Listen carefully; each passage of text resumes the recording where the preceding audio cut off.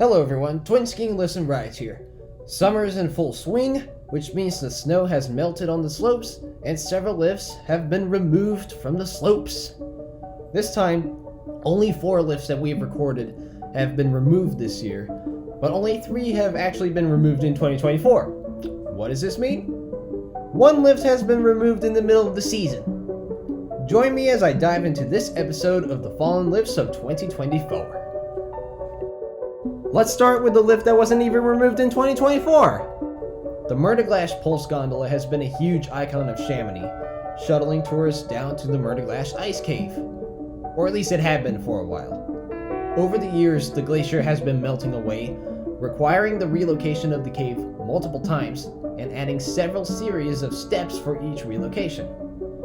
The last time the lift ran was in the fall of 2023, and beginning in February 2024, a new 10-person gondola began its operations in a new alignment, with its lower terminal significantly further downhill from the previous Pulse gondola. So yes, this new gondola eliminates the need for many steps, but it highlights the reality of climate change impacting the glacier. The glacier has been shrinking at a rapid pace lately, and time will tell how much longer this glacier will last.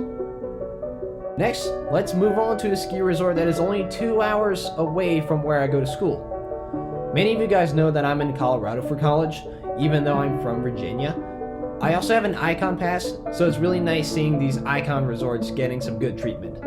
Anyway, Timberline's an area that I want to spend as much time lapping the terrain as possible, but it's hard to do because it's the most popular terrain pod at Copper. On most days, I only waited 10 to 15 minutes in line, but I'm sure on other days wait times would be 30 minutes to an hour. So what is Copper doing about that? They're replacing this lift with the 6-passenger chairlift, 4th one at the resort. This seems to be a recurring trend in the ski industry. Older quads are being replaced with newer 6-person chairs. Copper says that the new lift will boost uphill capacity, reduce wait times, and increase time spent on the slopes. So I'm hoping this means I wait 5 to 10 minutes instead of 40 minutes like I did on Wild Spur last season. I honestly regret not exploring this terrain pod at its fullest potential, but this upgrade will incentivize me to scope it out further. The new Wilbere lift will be a fixed grip quad starting near the creekside base this time, but ending in the same location. When I was up at Snowbird 2 years ago, I mainly saw the lift as a bypass lift just to get to Snowbird Center from the Gat2 section, so I didn't really pay attention to what terrain the lift offered. I was wrong when I classified this lift as a beginner lift, because there are actually a few difficult trails off this lift: Harper's Ferry and Harper's Ferry East. I should have spent more time in that section of the map because I missed out on everything else the lift had to offer, and I'm sure some of you disagreed with me when I said there was a beginner lift in my Cottonwoods ranking. Now that it's going to be a faster quad chair, it'll for sure jump up a few spots on our list if I go back to Snowbird again. Here's the lesson, folks. Never judge a book by its cover, because you never know what secrets will be hiding. Wowzers! Whistler Blackcomb is replacing lifts again for the 3rd year in a row! Well, the lift was supposed to come in last year, but supply constraints pushed it back a year, so here we are. True story. This was actually supposed to replace the Eagle chair at Park City, but it wound up over at Whistler because of local issues on the Park City's end.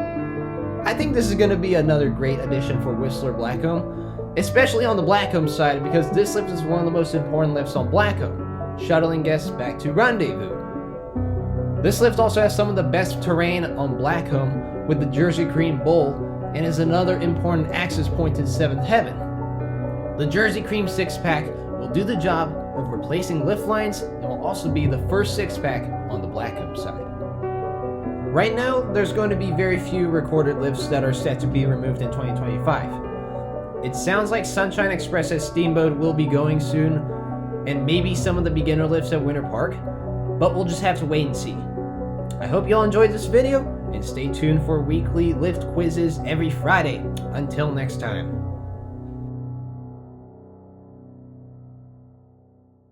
Copper says that the new lift will boost uphill capacity.